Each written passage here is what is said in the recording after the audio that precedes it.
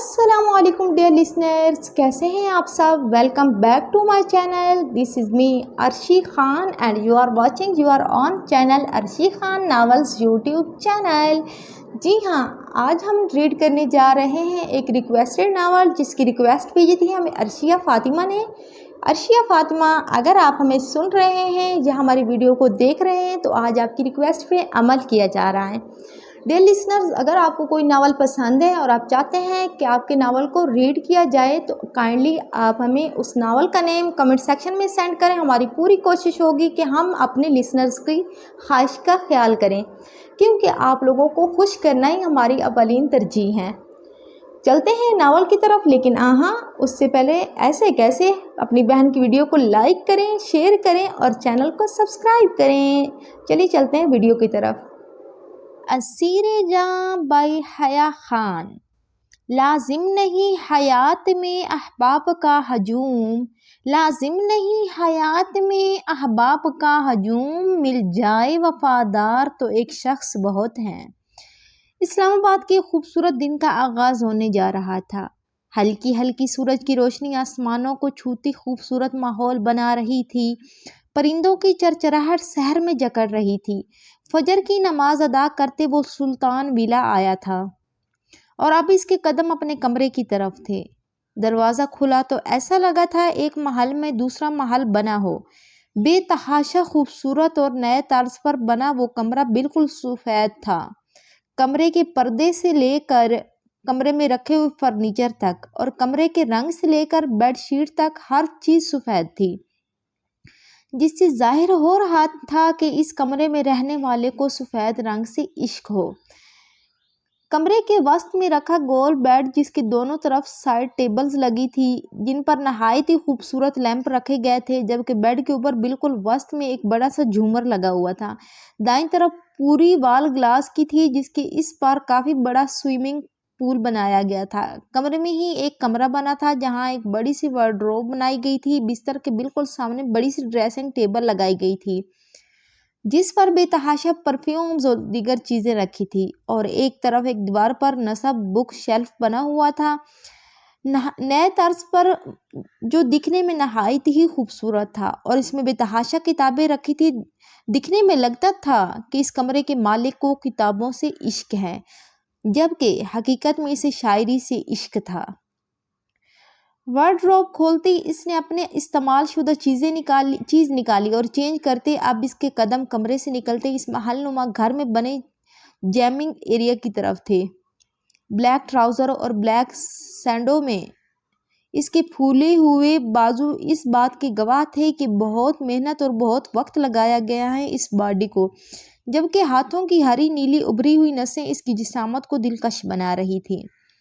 سامنے لگی گلاس وال پہ نظر جمائے وہ ٹریڈ مل پر بھاگتا اپنی پراسرار آنکھوں سے ایک گہری سوچ میں گم تھا. 6 فٹ 2 انچ سے نکلتا اس کا قد، بھاری مضبوط جسامت، ہلکے نیلے رنگ کی پراسرار سی آنکھیں جو بے تاثر اور خاموش رہتی تھی، چہرے پر تراشی ہوئی سیاہ گھنی داڑھی اور ہلکے گلابی ہونٹ، اور ماتھے پر آتے کالے گھنے سیاہ بال. وہ بلا شبہ حسین مرد تھا. ایک مقناطیسیت تھی اس کی شخصیت میں، ایک پراسراریت سی تھی اس کی آنکھوں میں. جبکہ وہ بولتا تو اپنے وقار سمیت سامنے والے کے ماتھے پر کھڑے کھڑے پسینے لے آتا. سلطان ہاؤس میں صرف یہ 2 افراد رہتے تھے. ملازموں سے گھر میں تھوڑی چہل پہل ہوتی تھی، ورنہ یہ گھر کاٹ کھانے کو دوڑتا. اس گھر کی ہر چیز مہنگی سے مہنگی ترین تھی، ہر چیز اپنی مثال آپ تھی، اور یہ گھر خوبصورتی اور فضول خرچی کا منہ بولتا ثبوت تھا، جس کے پیچھے بھی اپنی ایک کہانی تھی.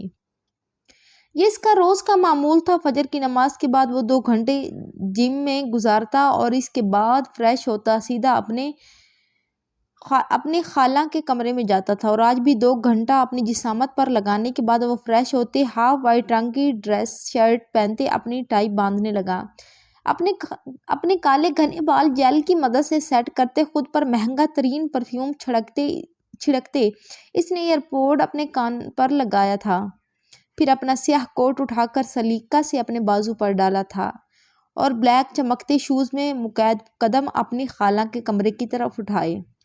یارم سلطان غوری، جو دنیا کے سامنے خاموش طبیعت، کم گو، سخت مزاج، اکھڑ انسان تھا، وہی اپنی خالہ کے لیے وہ دنیا جہاں کا اپنا لہجے میں شہد گھولتا ان سے ہم کلام ہوتا تھا۔ اپنے فلور سے اترتے وہ سیدھا نیچے آیا تھا۔ دائیں طرف قدم بڑھاتے ہی اس نے پہلے گہری سانس لیتے خود کو کول ڈاؤن کیا اور دروازہ کھولا۔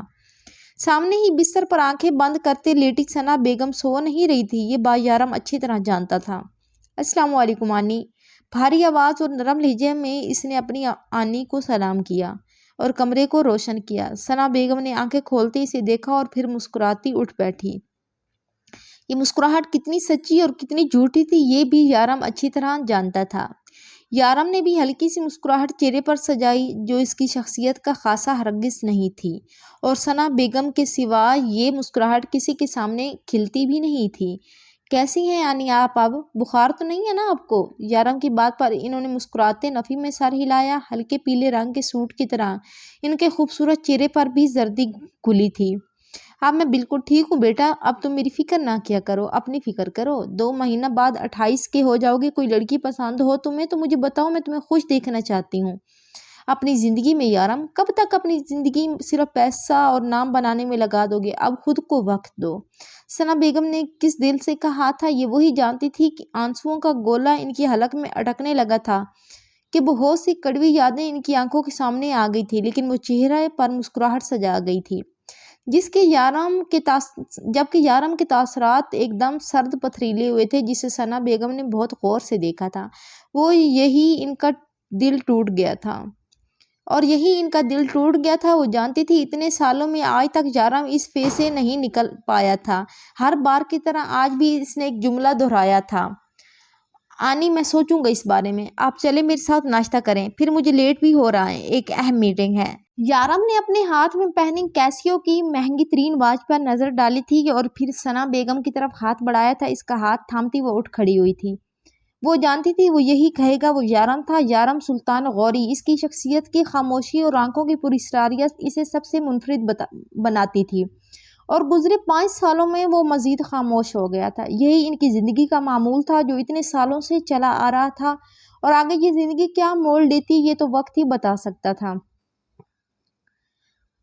زیان بیٹا، یہ زاویار کو دیکھو، اٹھا یا نہیں؟ سیما بیگم نے کہا تو 20 سالہ زیان آنکھیں پھاڑے اپنی دادو کا چہرہ دیکھنے لگا۔ کیسی باتیں کر رہی ہیں دادو؟ مجھے مت کہا کریں بھائی کو اٹھانے کے لیے، وہ صرف آنکھیں دکھائیں گے اور میں نے اس آگ کی تپش سے وہیں کھڑے کھڑے پگھل جانا ہے۔ آپ پلیز کسی ملازم کو کہہ دیں۔ نگہت بیگم اور وجہ سکندر کے 3 بیٹے تھے۔ پہلے 2 جڑواں زاویار سکندر اور المیر سکندر 27 سالہ نوجوان اور خوبصورت مرد تھے، جبکہ ان سے 7 سالہ چھوٹا زیان سکندر تھا جو خود بھی اپنے بھائیوں کی طرح بے حد ہینڈسم تھا۔ دادو نے مسکراتے ہوئے نفی میں سر ہلایا اور ملازمہ کو آواز لگانے کے لیے منہ کھولا ہی تھا جب سامنے نک سا تیار زاویار وجہ سکندر نیچے ہی آ رہا تھا۔ گوری رنگت میں سرخی گھلی تھی، جبکہ سرمئی آنکھیں ہمیشہ کی طرح سنجیدہ تاثرات لیے ہوئے تھی۔ براؤن ڈریس پینٹ پر وائٹ شرٹ، اس کے ساتھ ڈارک براؤن کلر کا ہی کوٹ پہنے، اس پر ہلکی داڑھی تھی جو زاویار وجہ سکندر پر خوب جچتی تھی۔ جیٹ بلیک رنگ کے گھنے بال وہ ہاتھ کی مدد سے اوپر کرتا سنجیدہ تاثرات کے ساتھ نیچے آیا۔ ارے میرا بچہ اٹھ گیا؟ سیما بیگم مسکراتے اس کے پاس گئی تو وہ بھی انہیں سینے سے لگاتا انہیں لیے ڈائننگ کی طرف بڑھا، جہاں وجہ صاحب آلریڈی ہاتھ میں اخبار لیے بیٹھے تھے، جنہیں وہ ہلکا سا مسکرا کر دیکھتا اپنی دادو کے لیے چیئر گھسیٹ کر انہیں آرام سے اس پر بٹھا گیا اور خود بھی ان کے برابر میں آ بیٹھا۔ How are you dad? Juice کا گلاس منہ سے لگاتے وجہ صاحب سے پوچھا تو وہ بھی اسوات میں سر ہلاتے مسکراتے ناشتہ کرنے لگے۔ ہے برو، مجھے آج یونیورسٹی میں فارم جمع کروانا ہے اور پھر اپنے دوستوں کو ٹریٹ بھی دینی ہے، اس لیے آپ کا کارڈ چاہیے۔ زیان نے زاویار کے سامنے بیٹھتے ہی سے کہا تو زاویار نے جوس کا گھونٹ بھرتے زیان کو دیکھا۔ کیسی ٹریٹ؟ زاویار کی بھاری آواز پر زیان نے تھوک نکلا تھا۔ بھائی وہ میں کلیئر ہو گیا نا سمیسٹر میں، تو اس لیے باقی سب رہ کے تم مجھ سے ٹریٹ مانگ رہے ہیں، زیان نے دانتوں کی نمائش کرتے بتایا تو زاویار نے سنجیدہ چہرے کے ساتھ آنکھیں گھماتے دوبارہ جوس کا گلاس منہ سے لگایا، جبکہ دادو بھی دبا دبا سا ہنسنے لگی اور وجہ صاحب بھی افسوس سے نفی میں سر ہلانے لگے۔ تم نے کون سا ٹاپ کر لیے ہیں، اللہ اللہ کر کے تو چند مارکس سے تم کلیئر ہوئے ہو۔ زاویار کے جملے پر زیان کے دانت اندر ہوئے اور اس نے میسنی سی شکل بناتے دادو کو دیکھا۔ بھائی پلیز نا، میرے لیے بڑی بات ہے یہ کہ میں کلیئر بھی ہو گیا، ورنہ میرے گروپ میں سارے دوست کہیں نہ کہیں رہ گئے۔ زیان نے چوڑے سینے کے ساتھ کہا تو دادو نے بھی زاویار سے اس کی سفارش کی تو وہ گہری سانس بھرتے اس بات میں سر ہلاتا کھڑا ہو گیا۔ آج میری میٹنگ ہے دادو، جلدی نکلتا ہوں، یارا میرا انتظار کر رہا ہوگا۔ زاویار بولتے اٹھ کھڑا ہوا اور ان سے پیار لیتے زیان کو کریڈٹ کارڈ تھماتے وہ باہر نکل گیا۔ زیان آج مجھے بازار بھی جانا ہے تو دوپہر میں مجھے لے چلنا، دادو ناشتہ کرتے ہوئے بولی تو زیان نے سر ہلایا۔ جی دادو، میں ابھی میں نکلتا ہوں، بائے۔ زیان ان کا گال چومتے ہو باہر کی طرف چلا۔ کتنی بار بولا ہے اللہ حافظ بولا کرو، یہ بائے شاہ کیا ہوتا ہے؟ دادو نے وہیں سے آواز لگائی تو زیان پلٹ کر ہنستے کان پکڑتا زور سے دروازے سے چیخا، اللہ حافظ میری جان، وہ کہتا بھاگ گیا تھا۔ جبکہ اس کی حرکتوں پر دادو نفی میں سار ہلاتی ہنستی ہوئی ناشتے کی طرح متوجہ ہوئی اور پھر وجہ صاحب سے باتوں میں مشغول ہو گئی۔ وجہ سکندر اور ان کی بیوی نگہت سکندر دونوں کی ازدواجی زندگی ہمیشہ سے ناساز رہی تھی۔ نگہت ایک غریب کنبے سے تعلق رکھتی تھی، جبکہ کالج کے بعد سے وجہت ان کے عشق میں گرفتار ہوئے۔ انہیں اس سے کوئی سروکار نہیں تھا کہ نگہت غریب ہیں، وہ ہمیشہ سے اس کلاس ڈفرینس کے خلاف تھے، جبکہ نگہت بھی ان کے ساتھ مل کر ایک محبت کی داستان رقم کرنے چل نکلی تھی۔ وہ بے شک ایک غریب خاندان سے تعلق رکھتی تھی، لیکن وہ ایک خوبصورت دوشیزہ تھی۔ گہری سرمئی رنگ کی آنکھوں کے ساتھ وہ کھڑے نکوچ کی مالک تھی، اور وجہت جو خود بہت ہینڈسم تھے اور خاندانی وراثت کے اکلوتے مالک تھے، نگہت نے ان سے محبت کا اظہار کر دیا تھا، اور چونکہ سیما بیگم وجہت کی ماں ایک اچھی اور نیک خاتون تھی، انہوں نے اپنے بیٹے کی پسند کو ترجیح دی اور ان کی شادی کروا دی۔ شادی کے 2 سال بعد انہیں جڑوا خوبصورت بچے ہوئے، المیر سکندر اور زاویار سکندر، جو بالکل ایک جیسے نکوچ کے مالک تھے۔ کوئی انہیں دیکھ یہ نہیں کہہ سکتا تھا کہ وہ 2 الگ الگ انسان ہیں، لیکن آنکھوں کا فرق آتے وہ سب کے پہچان میں آ جایا کرتے۔ چونکہ زاویار کی آنکھیں اپنی ماں کی طرح گہری سرمئی تھی، جبکہ المیر کی آنکھیں رات کی سیاہی کی طرح سیاہ اور خوبصورت۔ امیر خاندان میں شادی ہو کر آئی نگہت کچھ سال بعد ہی اپنی پارٹیز میں مگن ہونا شروع ہو گئی تھی، اور پھر سال گزرتے گئے اور آہستہ آہستہ نگہت بیگم کی دلچسپی وجہ سکندر اور اپنے دونوں بچوں میں سے ختم ہونے لگی تھی، جس کے باعث آئے دن ان کی بحث و تکرار ہونے لگی۔ پھر 7 سال بعد اللہ نے ان دونوں کے ایک اور اولاد سے نوازا، زیان سکندر، جس کے پیدا ہونے کے بعد نگہت مزید بیزار رہنے لگی تھی، اور اس کے باعث ان دونوں کی بحث و تکرار مزید بڑھنے لگی، اور دیکھتے ہی دیکھتے سال مزید گزر گئے، جب ایک دن نگہت بیگم نے کھلم کھلا خلا کا اعلان کر دیا، جس کی وجہ ان کے ایک بہترین امیر دوست کا شوہر تھا۔ ان کا افیئر مشہور بزنس مین فیصل سیٹھی سے تھا، جو اس کی خوبصورتی پر فدا ہوتے اپنی بیگم کو 2 سال پہلے طلاق دے چکا تھا، اور اب وہ چاہتا تھا کہ نگہت بھی طلاق لے لے، اور اس کے چلتے ایک دن نگہت نے وجہ سے طلاق کا مطالبہ کر دیا۔ ان دونوں کی روز روز کی تکرار سے ان تینوں بچوں کی ذہنوں پر گہرا اثر ہونے لگا تھا۔ المیر اور زاویار 11 سال کے سمجھ بوجھ رکھنے والے بچے تھے، جو اپنے باپ کی بھی بسی واضح طور پر سمجھنے لگے تھے۔ انہیں اپنی ماں سے چڑ ہونے لگی تھی، وہ دیکھ سکتے تھے جب ان کی ماں دیر رات گھر واپس آتی تھی، بورڈ ریسنگ کرنے لگی تھی، اور ان پر توجہ اور محبت تو وہ صرف مطلب کے طور پر دیتی تھی، اور ان معصوم ذہنوں پر ان کی ماں جو اثر ڈال رہی تھی وہ اس سے بالا تر تھی۔ المیر اکثر اپنے باپ سے رو کر گلے لگ کر خاموش ہو جایا کرتا تھا، جبکہ زاویار اپنی ماں کی ایک ایک حرکت اپنا باپ کا ایک ایک آنسو اپنے ذہن میں جذب کر رہا تھا، اور زیان سکندر جو ماں کے پاس لپک کر جانے کی کوشش کرتا تھا، وہ اسے ہمیشہ جھٹکتے خود سے دور کر دیا کرتی تھی، جس کے بعد زیان کو صرف اس کی دادو ہی پیار کرتی اور محبت دیتی تھی، کیونکہ نگہت کی نظروں کے سامنے صرف فیصل سیٹھی کی چکا چون تھی، اور جس عورت کی آنکھوں کو مال کی لت لگ جائے وہ اس میں اندھی ہو کر اپنی عزت اور محبت دونوں گنوا دیتی ہیں۔ وجہ صاحب کو جب ان کے افیئر کے بارے میں پتہ چلا تو انہوں نے نگہت کے منہ پر زناٹے دار تھپڑ لگایا، جس کے باعث وہ بلبلا گئی۔ وہ یہ توہین برداشت نہیں کر پائی تھی، اور پھر وہ دن آ ہی گیا جب نگہت نے خلا کے پیپر وجہت کے منہ پر دے مارے۔ ان سب باتوں کے بعد المیر اور زیان نے ایک دوسرے کو کافی حد تک سنبھال لیا تھا، لیکن زاویار کا دماغ کا ایک حصہ آج بھی اسی بچپن میں اٹکا تھا، جہاں اس کی ماں انہیں ٹھکراتی نے ان کے باپ کے در پر پھینک کر جا چکی تھی اور کبھی پلٹی بھی نہ تھی۔ زاویار کو آج بھی وہ دن یاد تھا جب اس کی ماں اپنا سوٹ کیس گھسیٹتی ہوئی اس گھر کو الوداع کہتی جا رہی تھی، تو المیر اور زیان اپنی ماں کے پاس بھاگے بھاگے گئے تھے روتے ہوئے، ماں اب مت جائیں پلیز ماں، ہم آپ دونوں کے ساتھ رہنا چاہتے ہیں۔ المیر روتے ہوئے اپنی ماں کا ہاتھ تھامتے بولا، جبکہ زیان بھی اپنی ماں کا دوپٹہ کھینچتے رو رہا تھا۔ ماں میں آپ کے پاس رہنا چاہتا ہوں، مجھے مت چھوڑ کر جائیں۔ زیان کی معصوم پکار پر وہاں کھڑی سیما بیگم کا بھی دل تڑپا تھا۔ بہو دیکھو، یہ تمہارے ہی بچے ہیں، ایک بار ان معصوموں کا چہرہ دیکھ لو اور اپنی زندگی کو ایک موقع اور دے دو۔ سیما بیگم نے نم آنکھوں سے کہا تو نگہت بیگم پلٹی۔ یہ سب آپ کی تربیت ہے کہ آج آپ کے بیٹے نے مجھ پر ہاتھ اٹھایا۔ کاش آپ اپنے بیٹے کی تربیت اچھی کرتی تو آج وہ مجھ پر ہاتھ نہ اٹھاتے۔ میری عزت نفس میرے لیے بہت عزیز ہے، میں ایسے مرد کے ساتھ ہرگز نہیں رہوں گی جو بے دھڑک مجھے مارے پیٹے۔ اگر میں اس سے الگ ہونا چاہتی ہوں تو اس میں کیا اتنا بڑا مسئلہ ہے؟ روز ہزاروں طلاقیں ہوتی ہیں، ایک ہماری بھی صحیح، لیکن آپ کے بیٹے کے اندر چھپا جانور میں ہمیشہ یاد رکھوں گی۔ وہ تڑک کر کہتی المیر سے اپنا ہاتھ چھڑواتی جانے لگی تو زیان ان کے پیر پکڑتا وہیں زمین پر بیٹھ کر رونے لگا۔ نہیں، مجھے آپ کے پاس رہنا ہے ماں، آپ مجھے بھی ساتھ لے جائیں۔ ماں، میں آپ کو کبھی تنگ نہیں کروں گا۔ زیان روتا ہوا اپنی ماں سے دوری کا سوچتے تڑپنے لگا۔ 2-4 سال کا بچہ تڑپ رہا تھا، اسے ایسے دیکھ کر کسی کا دل بھی موم ہو جاتا، لیکن اس ماں کا دل موم نہ ہوا جسے اپنی اولاد سے بھی زیادہ اپنی انا اور عیش و عشرت پیاری تھی۔ چھوڑو مجھے، سنبھالیں اپنے پوتے کو اور یاد رکھے گا میری بد دعا ہے اس وجاہت کے بچے ایسے ہی پلیں گے بن ماں کے۔ یہ جانور اس لائق ہی نہ تھا کہ میں اس کے ساتھ رہتی۔ جب یہ ہے ہی اولاد بگڑ کر اس کے منہ کو آئے گی نا، اس دن دیکھوں گی میں اس وجاہت سکندر کو۔ نگہت بیگم کہتی اپنا پیر بے-دردی سے زیان سے چھڑواتی اس گھر کی دہلیز پار کر گئی تھی، جبکہ ان کے جاتی زیان بے تحاشا دھاڑے مارتے رونے لگا تھا، جبکہ سیڑھیوں کے اس پار کھڑا زاویار سکندر اپنی ماں کی اتنی بے تنائی خود غرضی اور نفرت دیکھ خاموش کھڑا تھا۔ المیر اور زیان رو رہے تھے، لیکن وہ اس کی آنکھوں سے ایک آنسو نہ نکلا، جیسے وہ جانتا ہو کہ ایک دن یہی ہونا تھا۔ اس کا دل چیخ رہا تھا کہ اپنی ماں کے جانے پر 2 آنسو بہا لے، لیکن وہ سخت جان بنا ساکت کھڑا اپنے دونوں بھائیوں کو روتے دیکھتا رہا۔ آج زاویار سکندر کو اپنی ماں سے بے تحاشا نفرت محسوس ہوئی تھی اور اپنی ماں کے الفاظ وہ مرتے دم تک نہیں بھول سکتا تھا۔ وہ جنہیں وجاہت کے بچے کہہ کر گئی تھی، وہ اس کی ہی رحم سے جنے گئے تھے۔ وہ کیسے اس قدر شفاق ہو گئی تھی؟ وہ چاہتی تھی کہ وہ تینوں بگڑیں تاکہ ان کا باپ ان کی پرورش دیکھ کر تڑپے اور اس کی کمی محسوس کرے۔ وہ تو اپنی اولاد کی بھی سگی نہ تھی۔ اس دن سے آج تک زاویار سکندر نے اپنے آپ کو اور اپنے بھائیوں کو ہمیشہ ایک ایک کر کے رکھا تھا، نہ کبھی وہ کسی بری شے کی طرف بڑھا تھا اور نہ اپنے بھائیوں کو بڑھنے دیا تھا۔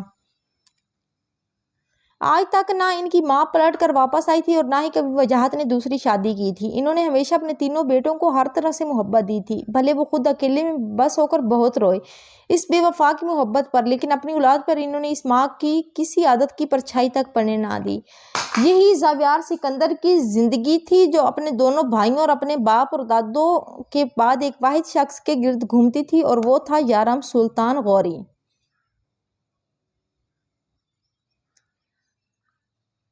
آج بھی جاب نہیں ملی۔ یا اللہ، کیا میں یوں ہی دھکے کھانے کے لیے اس دنیا میں آئی ہوں؟ فٹ پاتھ پر چلتے ہوئے وہ سر کو حجاب سے ڈھکے فل آستین کی ایک ہرے رنگ کی گھٹنوں تک آتی شرٹ اور پلازو میں بار بار آسمان کی طرف دیکھ کر بڑبڑا رہی تھی، جبکہ ہاتھ میں تھما بسکٹ کا پیکٹ وہ کھاتی جا رہی تھی، بڑبڑاتی جا رہی تھی۔ ایکسپیرینس نہیں ہے، ایکسپیرینس نہیں ہے۔ ارے بھائی، تم ایکسپیرینس کرنے دو گئی تبھی تو آئے گا نا ایکسپیرینس، لیکن نہیں، ہمیشہ یہی اسٹیکر میرے منہ پر چھاپ دیتے ہیں، 2 نمبر رئیس۔ اب وہ باقاعدہ زور زور سے بڑبڑا رہی تھی، جو اس کی بری عادتوں میں سے ایک تھی۔ بڑبڑاتے ہوئے اس کی آواز اکثر تیز ہو جایا کرتی تھی، جو دوسروں کو اس کی طرف متوجہ کر دیا کرتی تھی۔ آتے جاتے لوگ اس عجوبے کو دیکھ رہے تھے تو کچھ ہنس رہے تھے، جبکہ اس کی نظر ایک ادھیڑ عمر کے آدمی پر پڑی، شاید فقیر تھا، اور ہاتھ میں تھال لیے مسکراتا اسی کو دیکھ رہا تھا۔ کیوں بھائی فقیر بھائی، میں کیا تمہیں جوکر لگتی ہوں جو اتنی دیر سے مجھے دیکھ دیکھ کر یہ پیلے دانت نکال رہے ہو؟ اس کے آتے ہی اس فقیر کے دانت اندر ہوئے۔ ارے نہیں بیٹا، میں کیا، تمہیں تو سب ہی دیکھ رہے ہیں، پریشان لگ رہی ہو شاید۔ اس فقیر نے اس کا خوبصورت چہرہ دیکھتے ہوئے کہا تو وہ بھی فوراً رحمدل انسان دیکھ موم ہوئی۔ ہاں میں پریشان ہوں، اب کیا بتاؤں فقیر بھائی، میری زندگی کے مسائل ہی ایسا لگتا ہے جیسے ڈسکاؤنٹ چل رہا ہے، ایک پر ایک پریشانی، مفت مفت مفت۔ اس نے روحانسی صورت بناتے کہا تو فقیر حیرانی سے اسے دیکھنے لگا۔ کیسی پریشانی بیٹا؟ فقیر تو خود فارغ کھڑا تھا، اس کی باتیں سنتے وہ ان میں دلچسپی لینے لگا۔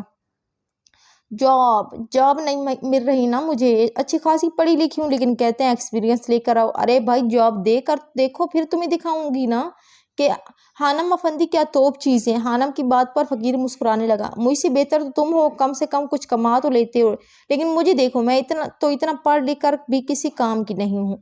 اگر اگلی ہی 1 مہینے تک مجھے جاب نہ ملی نا تو میں بھی تمہارے ساتھ یہیں بیٹھ جایا کروں گی۔ حانم کی بات پر فقیر کی مسکراہٹ سمٹی اور ہونکوں کی طرح وہ اس کو دیکھنے لگا۔ ارے ایسے کیا دیکھ رہے ہو، میری مدد کر دینا، جانتی ہوں تمہارا سٹاپ ہے، یہ تھوڑی سی ٹپس دے دینا، بس پھر میں خود دوسرے سٹاپ پر بیٹھ کر مینیج کر لوں گی۔ اس کی باتوں سے فقیر کو وہ کوئی پاگل معلوم ہوئی تھی جب حانم کی نظر سامنے پڑی جہاں ایک اچھی خاصی عمر کی عورت اپنے بیگ میں کچھ تلاش کرتی روڈ کراس کر رہی تھی۔ پھر حانم نے دوسری طرف دیکھا جہاں سے ٹرک کس طرف آ رہا تھا۔ حانم تیزی سے کھڑی ہوئی اور بھاگتی ہوئی ان کی طرف آئی اور تیزی سے ان کا بازو کو سیڑھتی ہوئی انہیں فٹ پاتھ پر لے آئی، جسے دیکھ سیما بیگم اپنے دل پر ہاتھ رکھتے آنکھیں پھاڑ کر اس ٹرک کو دیکھنے لگی جو ابھی وہیں سے گزرا تھا جہاں وہ کھڑی تھی۔ ان کا دل تیزی سے دھڑک رہا تھا کہ اگر ابھی یہ لڑکی نہ بچاتی تو وہ آج شاید سیما بیگم نے پلٹ کر اسے دیکھا جو ٹرک والے کے اوپر زمین سے اٹھا کر پتھر برسا رہی تھی جو اب تک آگے جا چکا تھا۔ اندھا انسان نظر نہیں آتا تو رک، میں تجھے بتاتی ہوں، حانم چیخ رہی تھی جبکہ آس پاس کے لوگ بھی آ گئے تھے۔ زیان جو گاڑی میں شاپرز رکھنے گیا تھا، یہ حادثہ ہوتے اس نے بھی دور سے دیکھ لیا تھا، وہ بھی بھاگا ہوا اسی طرف آیا تھا۔ آنٹی آپ ٹھیک ہیں؟ آپ کو چوٹ تو نہیں لگی؟ معاف کیجیے گا میں نے آپ کو اس طرح گھسیڑ لیا، لیکن اگر میں آپ کو ایسے نہ کھینچتی تو وہ دیکھو وہ آنکھوں سے فارغ انسان اب تک آپ کا قیمہ، میرا مطلب ہے کچھ غلط کر دیتا۔ Sorry aunty. حانم کی زبان چلتی گئی جبکہ سیما بیگم حیرت سے اسے دیکھ رہی تھی جس کی گندمی رنگت سورج کی روشنی میں چمک رہی تھی۔ اس پر درمیانی سائز کی آنکھیں، گلابی ہونٹ جن کے نیچے چھوٹا سا تیل تھا، وہ نہایت پرکشش تھی۔ میک اپ سے پاک یہ چہرہ بھولا اور خوبصورت لگا انہیں، جبکہ اس کی چلتی زبان پر سیما بیگم بھی ساختہ مسکرائی تھی۔ چندہ آپ معافی کیوں مانگ رہی؟ غلطی تو میری ہے، میں بنا دیکھے روڈ پر جا رہی تھی، آپ نے میری جان بچائی، یہ تو احسان کر دیا آپ نے مجھ پر۔ سیما بیگم کی ساری بات تو سمجھ آ گئی تھی لیکن شاید وہ اس کا نام غلط لے گئی تھی۔ ارے نہیں آنٹی، میرا نام چندہ نہیں ہے، میرا نام تو حانم ہے، حانم افندی، میں حانم۔ آگے کچھ بولتی جب زیان بھاگا ہوا آیا اور سیما بیگم کو تھاما۔ دادو آپ ٹھیک ہیں؟ آپ کو کہیں چوٹ تو نہیں لگی؟ مجھے معاف کر دے دادو، میں آپ کو اکیلا چھوڑ کر آ گیا۔ زیان نے ہانپتے ان پر نظر ڈالی جو صحیح سلامت تھی۔ اس نے دل ہی دل میں اپنے رب کا شکر ادا کیا۔ بیٹا میں ٹھیک ہوں، یہ تو بھلا ہو حانم کا اس نے مجھے بچا لیا، ورنہ آج کوئی انہونی ہو جاتی۔ زیان نے پلٹ کر دیکھا تو حجاب کے حالے میں لڑکی کھڑی تھی جو اسے ہی مسکرا کر دیکھ رہی تھی۔ ارے نہیں دادو، میرا مطلب ہے آنٹی۔ اس میں شکریہ کی کیا بات ہے، یہ تو میرا فرض تھا۔ زیان کو دادو بولتے دیکھ اس کے منہ سے بھی پھسلا جس کی اس نے فوراً تصدیق کی اور دانتوں تلے زبان دی، جسے دیکھ زیان اور دادی دونوں ہنس پڑے تو وہ بھی مسکرا دی۔ ارے آپ لوگوں کو کیا ہر جگہ مفت کی فلم دیکھنے کھڑے ہو جاتے ہیں، چلیں اپنا کام کریں۔ اس نے آس پاس کھڑے تماشائیوں کو دیکھتے گھور کر کہا تو وہ سب رفو چکر ہوئے۔ بیٹا تم بھی مجھے دادو بلا سکتی ہو، یہ میرا پوتا ہے زیان۔ زیان کے تعارف پر وہ دانتوں کی نمائش کرنے لگا جسے دیکھ حانم بھی مسکرائی۔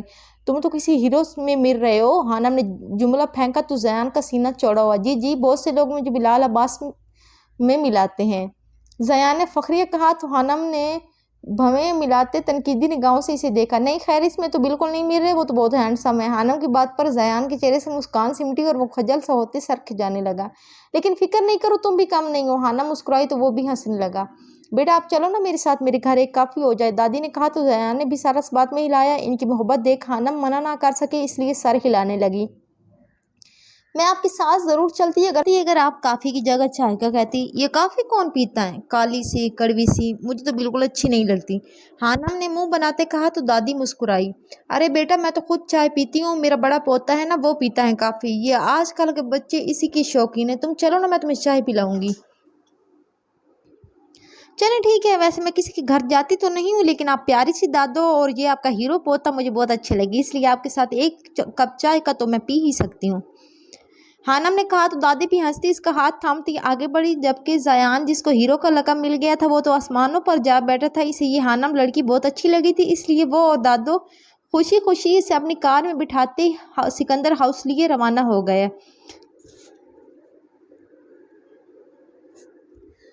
4 منزلہ بنی اس عمارت کے سامنے اس کی گاڑی آ کر رکی تھی۔ ایک ملازم نے آتے غوری کمپنی کے آنر یارم سلطان غوری کی کار کا دروازہ کھولا تو وہ مضبوط قدم اٹھاتے باہر نکلا، بلیک گلاسز لگائے وہ اندر کی طرف بڑھا۔ کاؤنٹر پر بیٹھی لڑکی نے اٹھ کر سلام کیا تھا جس کا جواب وہ سر ہلکے سے ہلاتا دھیمی آواز میں جواب دیتا اندر کی طرف بڑھ گیا۔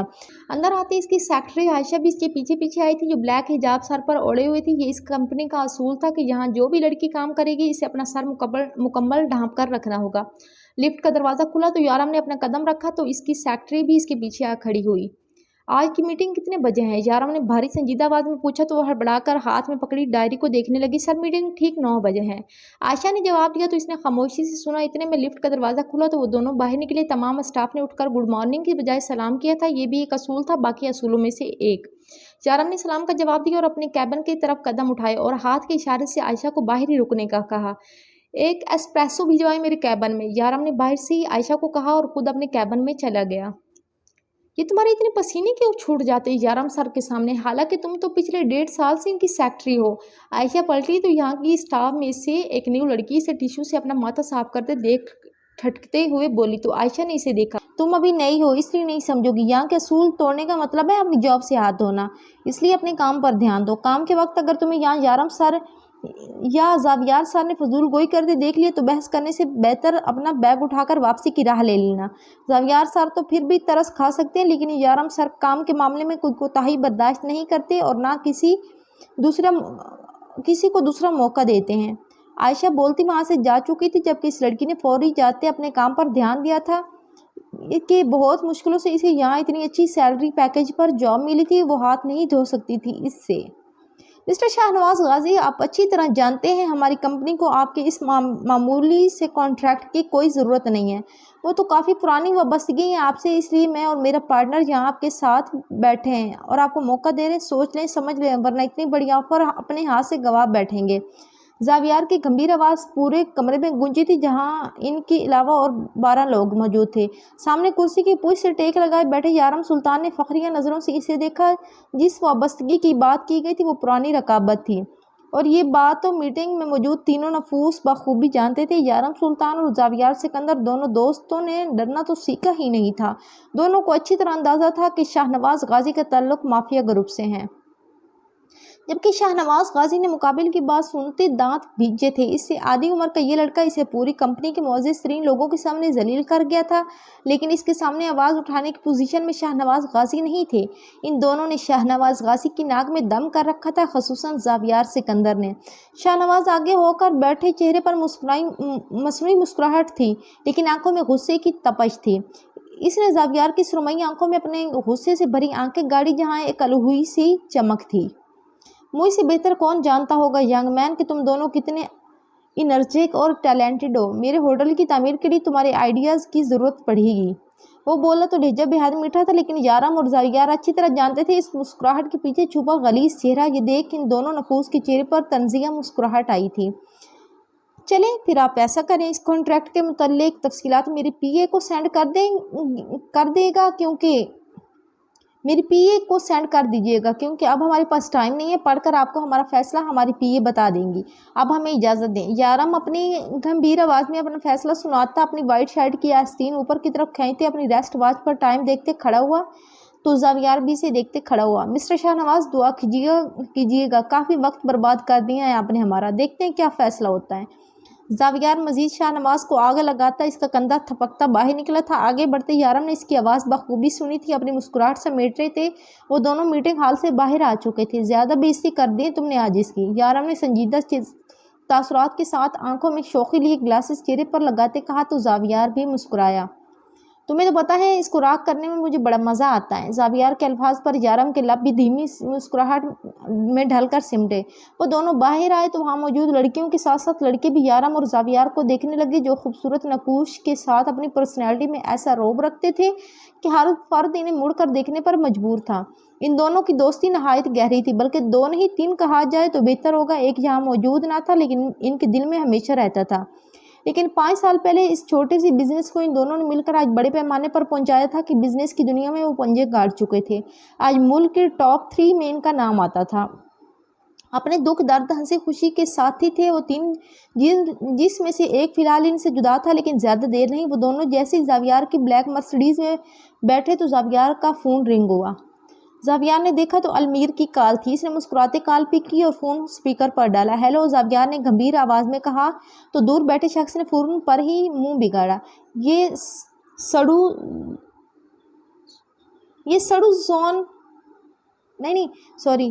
سڑو ورین میں مجھ سے بات مت کیا کرو، بندہ ایسے بھی تو بول سکتا ہے۔ ہیلو پارٹنر، المیر کی خفگی بھری آواز گونجی تو زاویار اور یارم نے ایک دوسرے کو دیکھتے آنکھیں چڑھائی۔ کام کی بات کرو، ہمیں دیر ہو رہی ہے المیر۔ یارم نے کہا تو المیر کا دماغ گھوما۔ یہ تم دونوں کس طرح اگنور کر رہے ہو مجھے؟ تم لوگوں کو لگتا ہے میں اتنی دور ہوں تو تم لوگوں کو چھوڑ دوں گا، لیکن اصل بے وفا تم دونوں نکلے۔ المیر کی دہائی پر زاویار نے اپنی مسکراہٹ دبائی، جبکہ یارم آنکھیں گھماتے سامنے دیکھنے لگا۔ وہ شروع سے ہی ایسے ڈرامے باز تھا۔ روز رات تمہاری کال آتی ہیں، اس کے باوجود صبح صبح اٹھتے تم ہمارا دماغ کھانے کے لیے کال کر لیتے ہو۔ اس سب کے بعد تمہیں لگتا ہے کہ کوئی تمہیں بھول سکتا ہے؟ زاویار نے اسے موبائل سے ہی گھورنے کی کوشش کی تھی۔ ہاں تو یہ میں ہوں جو تم دونوں کو یاد رکھتا ہوں، ورنہ تم دونوں کب کال کرتے ہو مجھے؟ المیر اب بگڑنے لگا تھا۔ یہ تمہیں اتنا فالتو ٹائم کیسے مل جاتا ہے؟ اتنی بزی تمہاری جاب ہے، اس میں بھی تم 10-12 ہمیں کال کرتے ہو۔ یارم نے ماتھے پر بل ڈالے اپنے ہونٹ دباتے کہا۔ وہ جانتا تھا اب المیر کے آگ لگ جائے گی۔ یہ میری محبت ہے اور تم لوگوں کو میں فارغ لگ رہا ہوں؟ میں نے سوچا پوچھ لوں کہ اس غازی کو تم دونوں نے کیسے فتح کیا اور تم لوگ میری محبت کو ہی میری فراغت سمجھ رہے ہو؟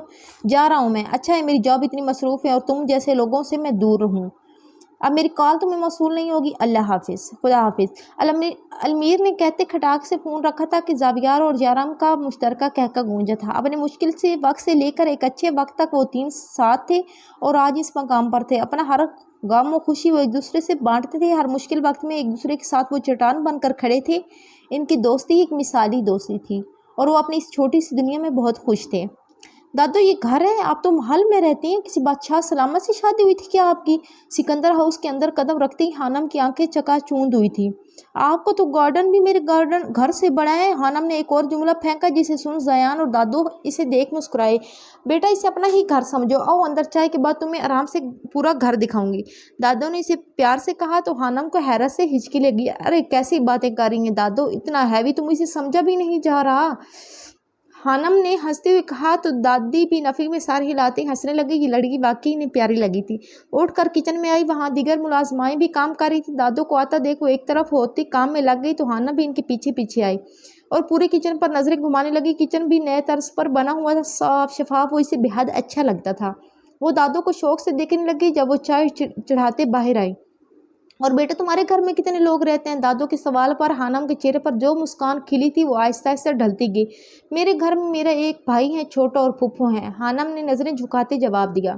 تو دادو نے پریشانی سے اسے دیکھا۔ اور ماں باپ؟ امی ابو کا تو انتقال ہو گیا تھا کچھ سالوں پہلے کار ایکسیڈنٹ میں، اس لیے میں اور میرا بھائی زید پھپھو کے ساتھ رہتے ہیں۔ خانم کی آنکھیں نم ہو گئی تھی اپنے ماں باپ کے ذکر پر۔ دادو اس کے پاس آئی اور اسے اپنے سینے سے لگایا تھا۔ مجھے معاف کرنا بیٹا، میں نے تمہارے کام تازہ کر دیے۔ دادو کی بات پر خانم نے جھکا سر اٹھایا اور دھیما سا مسکرائی۔ کوئی بات نہیں دادو، اب شرمندہ نہ ہو۔ پھر اب تم کیا کرتی ہو؟ پڑھتی لکھتی ہو؟ دادو نے پوچھا تو خانم نے نفی میں سر ہلایا۔ نہیں دادو، پڑھائی تو جتنی کرنی تھی کر لی، بس اب تو پیٹ پالنے کے لیے جاب ڈھونڈ رہی ہوں، لیکن سب کو ایکسپیرینس چاہیے، کوئی موقع دینے کے لیے تیار ہی نہیں ہے۔ خانم نے ماتھے پر بل ڈالتے کہا۔ جو پریشانی وہ بھول گئی تھی اسے تھوڑی دیر میں وہ پھر سر پر آ پہنچی تھی۔ اگر تم پڑھی لکھی ہو تو کیا میں اپنے پوتے سے بات کروں تمہاری جاب کی؟ دادو کی پیشکش پر خانم نے سر اٹھا کر دیکھا۔ کیا واقعی دادو، سچ میں؟ کیا وہ مجھے جاب دلوا سکتے ہیں؟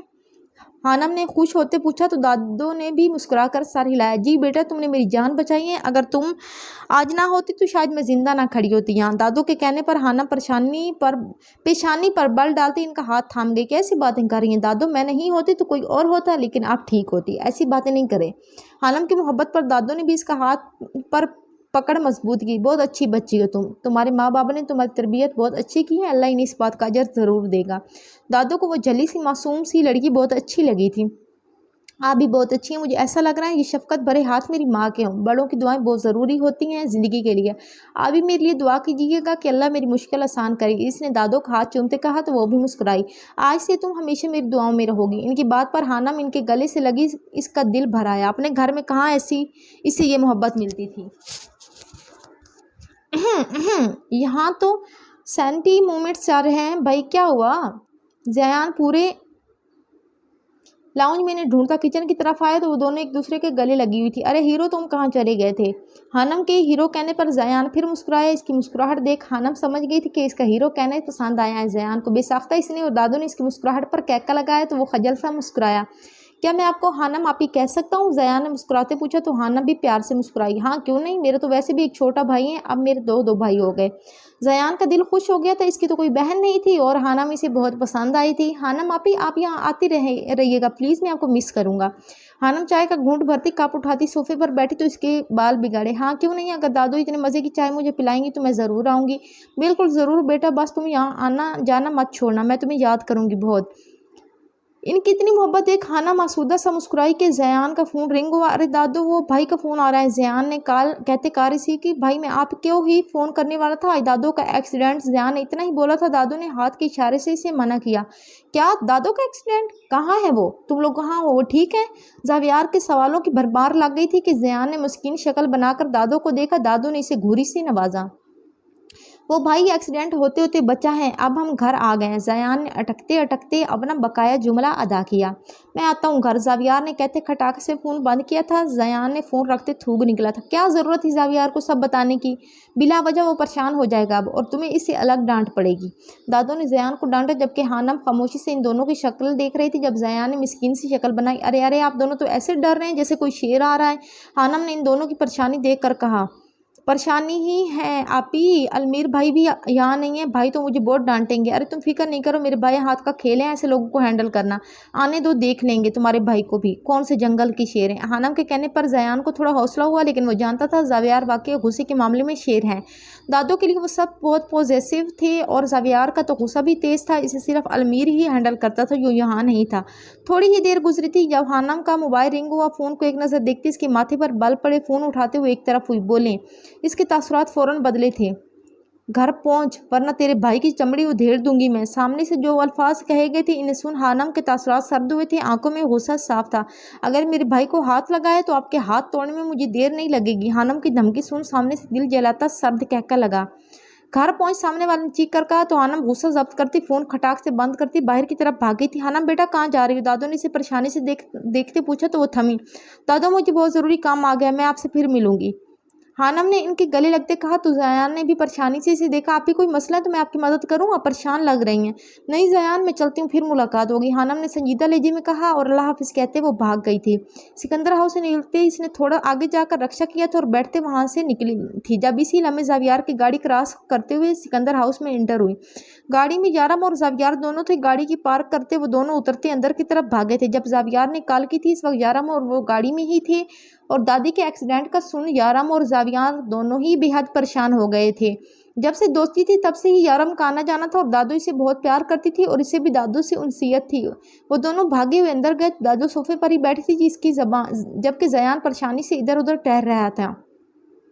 दादू दादू आप ठीक हैं? जावियार इनके पास आकर बैठा और इनके चेहरे और हाथों को थाम कर देखने लगा। अरे मेरे बेटा मैं बिल्कुल ठीक हूँ, एक खरोच भी नहीं आई मुझे। ये ज़यान तो कुछ ज़्यादा ही बढ़ाकर बोलते हैं, पता है ना तुम्हें? दादू ने मसलिहतन बात संभालने की कोशिश की क्योंकि जावियार के साथ याराम भी था जो परेशान से इन्हें देख रहा था। आप ठीक है ना दादू, कोई मसला तो नहीं है? डॉक्टर की कोई ज़रूरत तो नहीं है? याराम ने परेशानी से पूछा तो वो मुस्कुराते नफ़ी में सर हिला गई। नहीं याराम बेटा तुम इधर आओ, बैठो ना, इतने दिनों बाद आए हो, मैंने तुम्हें बहुत याद किया। दादू ने यारम से कहा तो वो भी हल्का से मुस्कुराते इनके पास आ बैठा। मैंने भी सर झुकाते वो सर पर इनका शफकत भरा हाथ पा गया। दादू आपको इस आम बाजार में धक्का खाने की क्या जरूरत थी? कितने मुलाजिम हैं इस घर में और आप फिर भी इन सबको छोड़ वहां चली गई? कहाँ है ये सब? छोड़ूंगा नहीं मैं इन्हें, जवियार कहता गुस्से में उठ खड़ा हुआ। दादी भी परेशानी से इसे देखने लगी। जया ने थूक निकला जबकि याराम भी सपाट चेहरा लिए खामोश था। कहाँ हो तुम सब? बाहर आओ। आसिफ, रेहान, सलमा। जावियार की गरजदार आवाज पर वो सब भागे भागे आए। जी साहिब। घर के मुलाजिम भी जावियार के गुस्से से डरते थे। इस घर में यही इंसान था जिसको बिला का गुस्सा आता था और फिर इसके कहर से कोई नहीं बचता था। थोड़ी ही देर में सब जमा हो गए थे जबकि माथे पर पसीने के कतरे भी नमूदार होने लगे थे। किस बात के पैसे लेते हो तुम लोग? हराम नहीं कमाता मैं जो तुम लोगों को मुफ्त के पैसे दूं। सामान बांधो अपना और निकलो यहाँ से। जावियार ने सलमा और रेहान की तरफ इशारा किया तो सलमा की आंखों में आंसू आ गए। साहिब मैंने क्या किया है? आप मेरी गलती तो बताएं। सलमा इसके सामने हाथ जोड़ते खड़ी हुई जबकि जावियार कह ढाती नजरों से इससे और बाकी सबको देख रहा था जबकि रेहान भी परेशान से इसे देखने लगा। तुम्हें यहाँ मुफ्त की रोटियां तोड़ने के लिए नहीं रखा मैंने।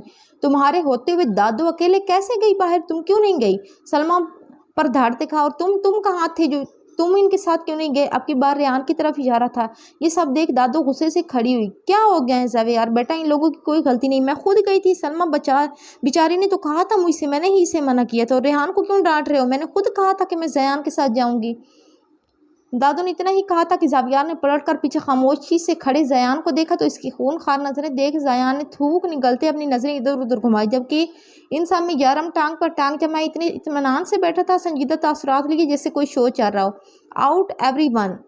زاویار کے کہتے سارے ملازم اپنی جان بچاتے وہاں سے بھاگے تھے، جبکہ زاویار اب خاموش نظروں سے زیان کو دیکھ رہا تھا۔ دادو نے بھی اپنا ماتھا پیٹا۔ وہ کیا کرتی اس سر پھر انسان کا؟ اسے ایک سنبھالنے والا یہاں تھا نہیں اور دوسرا ایسے بیٹھا تھا جیسے وہ یہاں موجود ہی نہ ہو۔ تمہارے ہوتے ہوئے بھی یہ حادثہ ہو، شرم نہیں آئی تمہیں؟ اپنی مستیوں میں مگر رہتے ہو، دادو کا خیال نہیں رکھ سکے تم؟ زاویار دبی دبی آواز میں چیخا تو زیان اپنی جگہ سے اچھلا۔ بھائی میں سامان گاڑی میں رکھ رہا تھا، پیچھے دیکھا تو وہ ٹرک والا تھا۔ وہ ہانا ماپی نے دادو کو بچا لیا تھا، انہیں کچھ نہیں ہوا۔ زیان نے زاویار کو سنجیدہ دیکھ کر بڑھاتے ہوئے بمشکل اپنا جملہ مکمل کیا۔ تو زاویار کا دماغ تو صرف ٹرک پر اٹکا تھا۔ ٹرک کا نمبر نوٹ کیا تم نے؟ زاویار نے سرد آواز میں پوچھا۔ نہیں بھائی، میں گھبرا گیا تھا تو بھول گیا۔ اس بات پر زاویار کا دماغ گھوم گیا۔ Damn it! کسی کام کے نہیں ہو تم۔ اگر تم اس ٹرک والے کا نمبر نوٹ کر لے تو آج وہ مجھ سے بچتا نہیں۔ اور دادو آپ اتنی کیئرلیس کیسے ہو سکتی ہیں؟ آئندہ آپ ایسے بازار وغیرہ اکیلی نہیں جائیں گی، ورنہ مجھ سے بات مت کیجیے گا۔ زاویار غصے سے کہتا اپنے روم میں چلا گیا، جبکہ وہاں دادو پریشانی سے ڈھہتی واپس صوفے پر بیٹھی اور زیان کی بھی ایک شکل ایسی تھی جیسے ابھی رو جائے گا۔ یارم بیٹا تم ہی سمجھاؤ اسے، اتنی سی بات پر ایسے پریشان یا غصہ نہیں کرتے بیٹا، دادو نے کہا۔ تو یارم نے ایک نظر زیان کو دیکھا اور پھر دادو کو۔ میں کیا کہہ سکتا ہوں دادو، وہ بالکل ٹھیک کہہ رہا ہے، آپ نہیں جانتی وہ بہت زیادہ پریشان ہو گیا تھا۔ اس سب میں اس کا یہ رد عمل نارمل تھا، اگر اس کی جگہ میں ہوتا تو میں بھی یہی کرتا، یارم نے سکون سے جواب دیا۔ جب زیان اور دادو نے اس کا چہرہ دیکھا جو بے تحاشا حسن کا مالک تھا لیکن اتنا ہی اندر سے سخت اور سرد تھا۔ دونوں دوست ایک سے بڑھ کر ایک ہیں۔ المیر بھائی کہاں ہیں آپ؟ زیان دھیمی آواز میں منمناتا اپنے کمرے کی طرف چلا گیا تھا، کیونکہ زاویار اور یارم زیادہ تر ایک ہی شخصیت کے مالک تھے، جبکہ المیر ان دونوں سے یکسر مختلف تھا۔ چلیں دادو میں بھی چلتا ہوں، آنی ویٹ کر رہی ہوں گی۔ یارم وقت دیکھتے اٹھ کھڑا ہوا تو دادو بھی مسکراتی اٹھی۔ ٹھیک ہے بیٹا، خیال سے جانا، اللہ حافظ۔ وہ اس کے سر پر ہاتھ رکھتی بولی تو وہ بھی سر جھکاتا وہاں سے روانہ ہوا۔ لیزا رانا اور اسفند رانا کے 2 بچے تھے اور دونوں ہی فی الحال پاکستان سے باہر تھے۔ بڑا بیٹا سیام اسفند رانا جو 26 سال کا تھا، اس کے بعد ایک بیٹی ارشیا اسفند رانا جو ابھی 24 سال کی تھی۔ اسفند رانا کی فیملی کافی ماڈرن تھی، جو اپنے مذہب سے کافی پرے تھی۔ جمعہ نماز کے علاوہ اور رمضان کے چند روزوں کے علاوہ وہ لوگ اس سب میں اتنا مشغول نہ تھے۔ اسفند رانا ایک بہت بڑے نامور بزنس مین تھے، لیکن ان کے دونوں بچے اس فیلڈ میں نہ آئے تھے اور انہوں نے بھی کھلی چھوٹ دی تھی انہیں کہ وہ ایک ماڈرن باپ تھے۔ ان کا بیٹا جو لندن گیا تھا مزید پڑھنے، انسانوں کی سائیکی پڑھنے کا ہنر سیام رانا میں پایا جاتا تھا اور اسی سلسلے میں وہ اعلیٰ تعلیم چاہتا تھا۔ اب آتی ہے باری ان کی بیٹی ارشیا رانا کی، جو ایک مشہور فیشن ماڈل تھی۔ ارشیا، آپ تبھی اس ناول کی ڈیمانڈ کر رہے تھے ہیں؟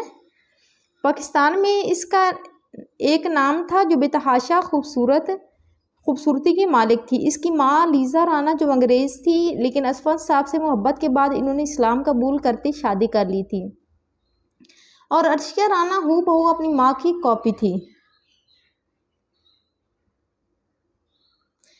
اس کے اصل سنہرے بال جو زیادہ تر انگریزوں کے ہوا کرتے تھے بس کندھے سے 3 انچ نیچے تک آتے تھے، کیونکہ اسے بڑے بال پسند نہ تھے، اور اس کی سنہری شہد رنگ کی آنکھیں جو بالکل اس کے بالوں کے رنگ کی طرح چمکتی تھی، سفید رنگت اور خوبصورت فگر کی مالک تھی۔ ارشیا رانا جسے اپنی خوبصورتی پر بے تحاشا غرور تھا، وہ ایک مغرور مشہور ماڈل تھی جو آج ہی اٹلی سے واپس آ رہی تھی۔ ہے مام!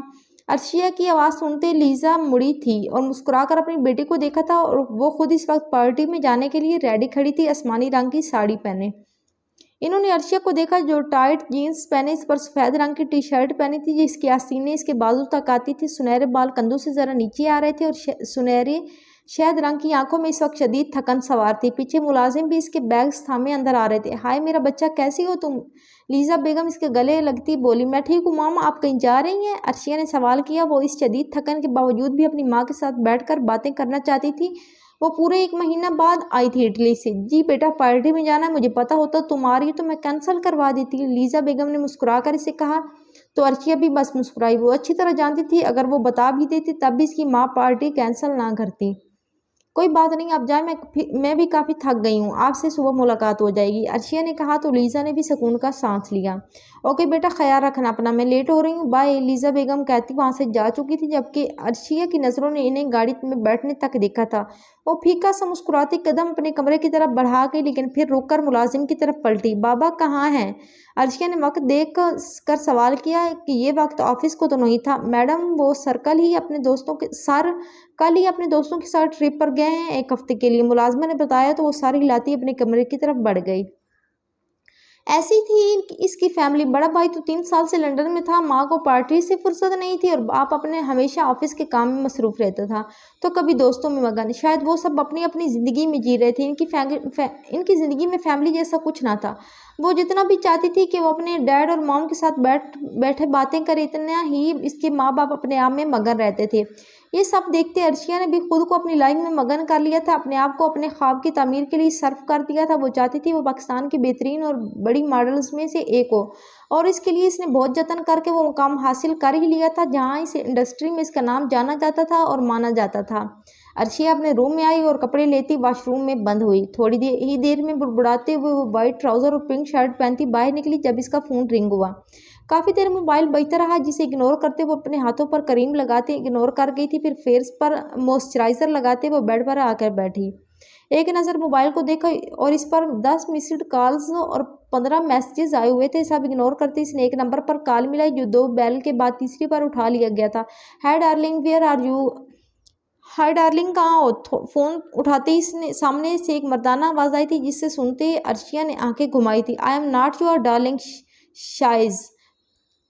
شیز، میں تمہاری ڈارلنگ نہیں ہوں شیز، عرشیہ نے بیزاری سے جواب دیا جسے سن شیز ہنسا تھا۔ مجھے اتنے چیپ ناموں سے مت پکارا کرو، میں گھر آ گئی ہوں، کافی تھکی ہوں، ڈائریکٹر سے بات ہو گئی میری، کل میرا شوٹ ہے، اس کے بعد تم سے ملتی ہوں۔ اپنے اوپر بلینکٹ ڈالتے ہی اس نے لیٹتے ہوئے جواب دیا تھا، تھکن سے آنکھیں اب بند ہو رہی تھی۔ اوکے بیبی کل ملتے ہیں۔ شیز نے اسے مزید چڑھایا جس پر عرشیہ نے تپتے بنا جواب دیے فون کاٹ دیا تھا۔ شیز اور عرشیہ 4 سال سے دوست تھی۔ شیز کی نظر ہمیشہ سے اس پر تھی کیونکہ عرشیہ رانا جیسی بولڈ اور حسین لڑکی کس کو نہیں چاہیے تھی، اور اس طرح ایک بار شیز اسے پرپوز بھی کر چکا تھا جس کے جواب میں عرشیہ نے اسے سپاٹ چہرہ لیے صاف منع کر دیا تھا۔ عرشیہ رانا اپنے نام کی طرح آسمانوں پر رہنے والی لڑکی تھی جس کی انا اور خود پسندی اسے ہمیشہ آسمانوں پر رکھتی تھی۔ وہ بے تحاشا بولڈ صحیح، لیکن اس نے کبھی کسی مرد کو خود تک آنے کی رسائی نہیں دی تھی۔ وہ جیسی بھی تھی اپنے کردار کی کھری تھی، اپنے کام میں وہ جنون کی حد تک سنجیدہ تھی۔ اسے اپنا ایک نام بنانا تھا انڈسٹری میں اور اس ملک میں، جبکہ وہ 24 سال کی عمر میں ہی پاکستان کی نامی مشہور ماڈلز کی لسٹ میں آ گئی تھی۔ اور دوسرا، عرشیہ رانا کی نظر جس پر ٹھہر جائے ایسا انسان اب تک اس کو ملا ہی نہیں تھا۔ اس نے ہمیشہ اپنے آگے پیچھے گھومنے والے مرد ہی دیکھے تھے جو اس کی خوبصورتی کے آگے پیچھے چلے جاتے تھے، اور اپنی خوبصورتی کے پیچھے گھومنے والے مردوں سے اسے بے حد چڑ تھی۔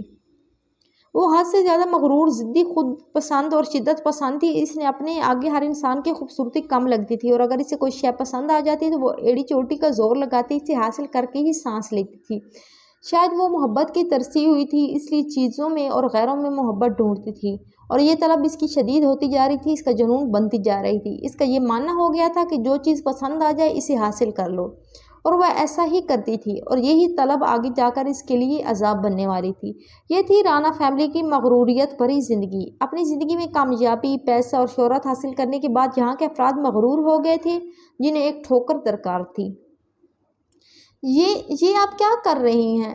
چھوڑیں زید کو۔ خانم نے جیسے ہی گھر میں قدم رکھا تو سامنے عالیہ بیگم جو اس کی پھوپھو بھی تھی انہیں زید کو پٹتے دیکھا تو وہ اپنا بیگ پھینکتی دوڑی ہوئی اندر آئی۔ یہ تیرا میسنا بھائی میری الماری سے پیسے چرا کر باہر سے اپنا پیٹ بھر آیا اور اسے کیا لگا میں اپنے پیسوں کا کھایا اس کو ہضم ہونے دوں گی؟ عالیہ بیگم ہانپتی زید سے دور ہوئی تو خانم نے جھکتے اپنے 12 سالہ بھائی کو اٹھایا جس کی ناک سے خون نکل رہا تھا۔ آپ انسان ہیں یا ڈائن؟ آپ کو شرم نہ آئی ایک معصوم بچے کو چند پیسوں کی بس مارتے ہوئے؟ خانم نے روتے ہوئے غصے بھرے لہجے میں عالیہ سے کہا تو وہ کہتی زہریلے تاثرات لیے زید کو دیکھنے لگی جو تکلیف سے کرا رہا تھا۔ چل تو نکال پیسے، جاب ڈھونڈنے گئی تھی نا، نکال میرے 1000 روپے۔ خانم نے غصے سے پلٹ کر انہیں دیکھا تو وہ گڑبڑائی۔ 1000 روپے کے پیچھے آپ مار رہی تھی؟ हाँ, हानम ने अपना बैग खंगाला जिसमें से 1000 का नोट और एक 500 का नोट पड़ा था। 1000 का नोट निकालती वो आलिया बेगम के मुंह पर फेंक गई। पकड़ी इसे और आइंदा अगर इन चंद पैसों के पीछे मेरे भाई पर अपनी गंदी नजर उठाई तो अल्लाह की कसम आपकी उम्र और आपका हर रिश्ते का लिहाज भूलते इसी डंडे से कीमा बनाकर बाहर कुत्तों के सामने डाल दूंगी। याद रखना आलिया बेगम। हानम की चीख पर आलिया बेगम उछलती दूर हुई और 1000 का नोट उठाती अपने कमरे में चली गई। ये घर 3 कमरों पर मुश्तमिल था जिसमें अफंदी साहिब और इनकी बेगम नौरीन रहा करते थे। इनकी शादी को 8 साल हो गए थे लेकिन इनकी कोई औलाद ना हुई थी। जब एक दफ़ा रात को वो किसी शादी से वापस आ रहे थे और रात के अंधेरे में इन्हें रोड पर सफ़ेद गद्दे में लिपटी एक बच्ची मिली जो भूख से बुलबुला रही थी। अफंदी साहब और नौरीन जल्दी से बाइक से उतरते इसके पास के आसपास देखा तो कोई नहीं था। नौरीन ने जल्दी से बच्ची उठाते अपने सीने से लगा ली थी जो एक नरम हसार मिलते ही खामोश हो गई थी। वो इस बच्ची को अपने साथ ले आए और बहुत पता करवाने पर भी कुछ पता ना चला कि वो बच्ची किसकी थी और इन्हीं दिनों में नौरीन को भी इससे बहुत लगाव हो गया था। तो इन दोनों ने यही फैसला किया कि ये बच्ची वो पालेंगे। इन्होंने इस बच्ची का नाम बहुत प्यार से हानम रखा था। अफंदी साहब ने अपनी इकलौती बहन की शादी 2 साल पहले कर दी थी जिसे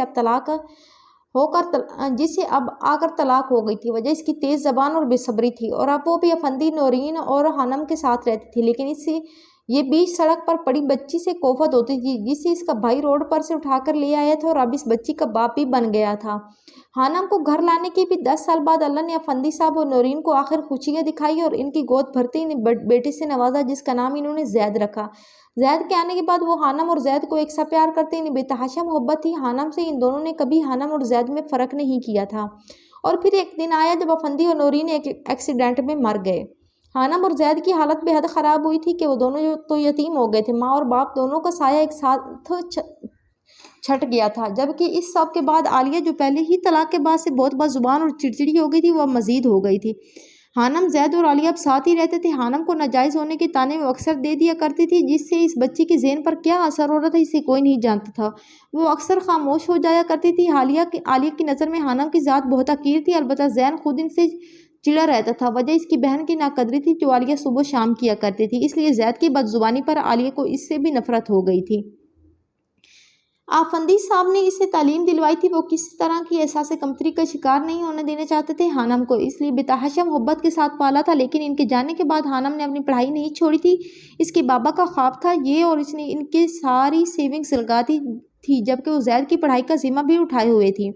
लेकिन अब जैसे जैसे वक्त गुजरता जा रहा था पैसों की किल्लत पड़ती जा रही थी और इसके लिए इसे लाजमी किसी न किसी जॉब की ज़रूरत थी वरना बिल और खाने पीने के अखराजात कहाँ से भरती वो। अलबत्ता टीचिंग की जॉब इस घर को चलाने के लिए काफ़ी नहीं थी अब जो वो कब से करती आ रही थी क्योंकि इसकी सैलरी आती आधी आलिया के हाथ में चली जाती थी और बाकी वो महीने के खाने पीने चलाने के काम नहीं आ पाती थी।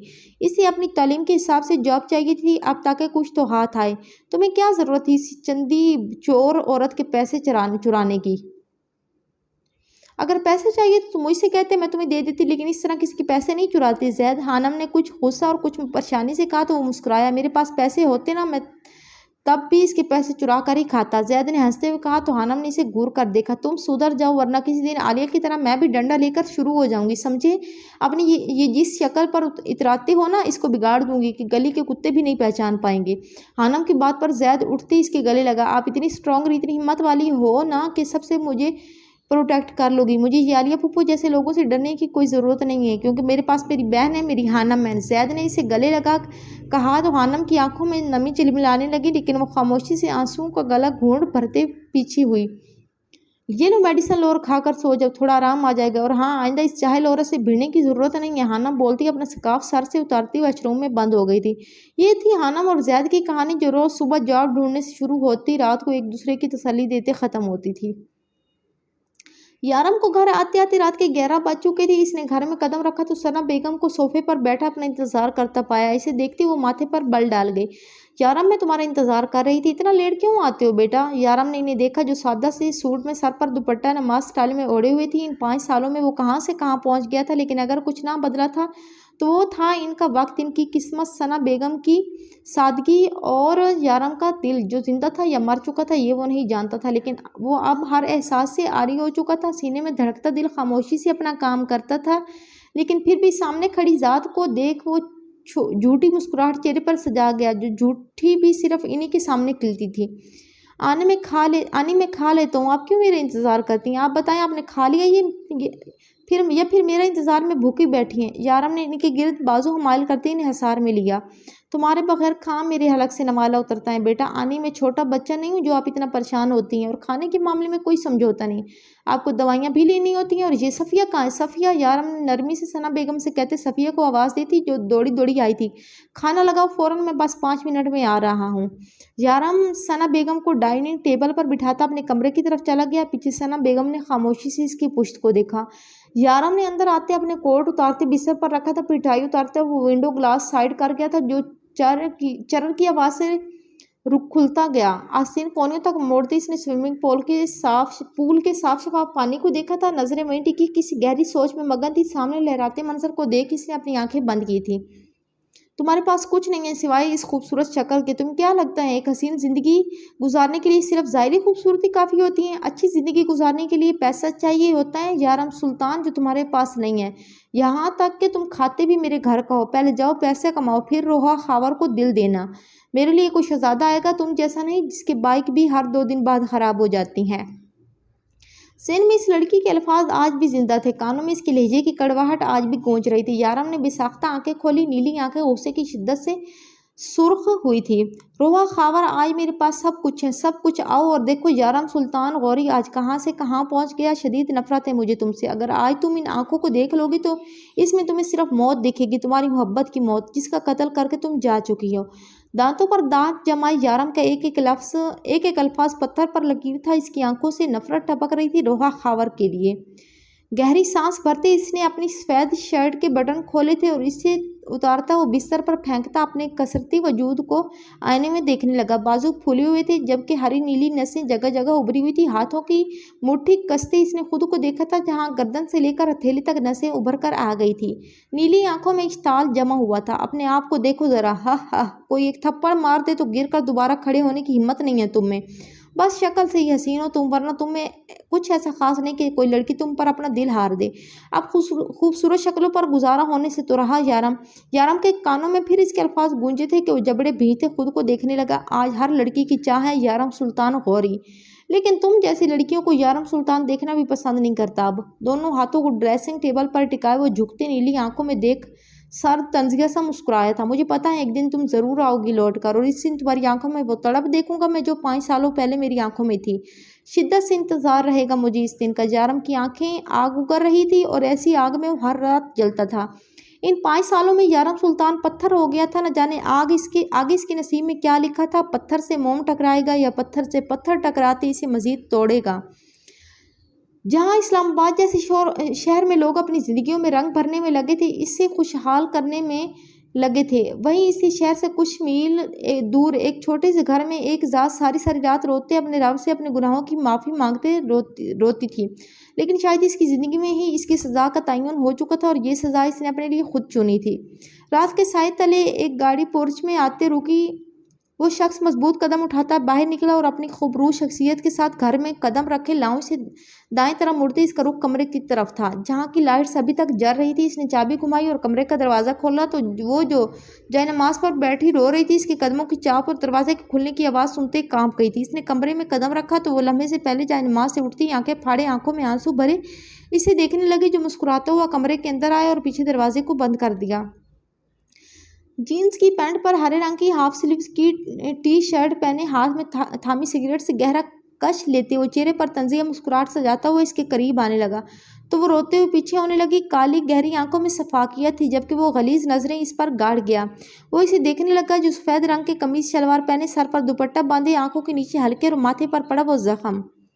آہ یہ زخم جہاں تم کیوں مجھے مجبور کرتی ہو کہ میں تمہارے ساتھ ایسا برتاؤ کروں؟ اتنے سالوں میں تمہیں اب تک میری قربت کی عادت نہیں ہوئی؟ وہ کانپتی ہوئی دیوار سے لگی روتے ہوئے نفی میں سر ہلانے لگی تو وہ اس کے قریب ہوتا دیوار سے ہاتھ ٹکاتے اس کا دوپٹہ اتار کر ایک طرف پھینکتا ہوا بولا۔ دوپٹہ اتارنے سے وہ سنہرے بال چہرے پر آئے۔ وہ ان بالوں کو ہاتھ میں لیتا ہوا دیکھنے لگا جو پہلے کمر تک آتے تھے لیکن اب صرف گردن سے تھوڑی نیچے تک آتے تھے، ٹیڑھے میڑھے کٹنگ کی صورت میں جو اسی انسان نے غصے میں کاٹے تھے۔ ہاں آج اعصاب پر بہت تھکن سوار ہے، آؤ بیٹھو۔ وہ اس کا ہاتھ پکڑتے کھینچتا وہ بستر پر لا کر چھوڑا اور اسے بٹھایا جو زبردستی کھچی ہوئی کانپتی اس کے پاس آ بیٹھی تھی۔ پلیز نہیں، مجھے بخش دو، جانے دو پلیز۔ اس سے نرم رویہ رکھتے دیکھ وہ ہچکیوں سے روتے ہوئے بولی تو اس کی نرمی فوراً غصے میں بدلی، اس کے بالوں کو دبوچتے وہ اسے قریب کر گیا۔ یہی وجہ ہے تمہارے ساتھ ایسا سلوک رکھا ہے، اگر تم خود سکون سے رہتی تو آج تم عیش کرتی۔ چہرے پر سرد مسکراہٹ لیے آنکھیں پھاڑے وہ چبا چبا کر بولا تھا، میں تمہیں آزادی دیتا، پیسے دیتا، لیکن نہیں، تمہیں تو بس مجھ سے چھٹکارا چاہیے تھا میری جان، تمہیں یہی بھگتنا ہے روز۔ وہ تکلیف سے کراہ رہی تھی لیکن وہ آرام سے اپنا جملہ مکمل کرتا اس میں مگن ہونے لگا تھا۔ ہاتھ میں جلتے شعلے سے کش لگاتے دھواں اس کے منہ پر چھوڑا تو وہ بری طرح کھانسنے لگی، لیکن وہ مسکراتے بار بار کش لیتے اس کے منہ پر دھواں چھوڑنے لگا، جس سے اس سے سانس لینا محال ہونے لگا اور وہ بری طرح چھٹپٹانے لگی۔ پلیز مجھ سے نکاح کر لو، مجھے جان سے مار دو لیکن مجھے بخش دو، میں یہ اذیت برداشت نہیں کر سکتی، پلیز۔ وہ آوازوں سے روتی چیختی اس کی منتیں کرنے لگی، جبکہ اس کی بار بار دہرائے جانے والے الفاظ پھر سے سنتے اس کے دماغ پھرا تھا۔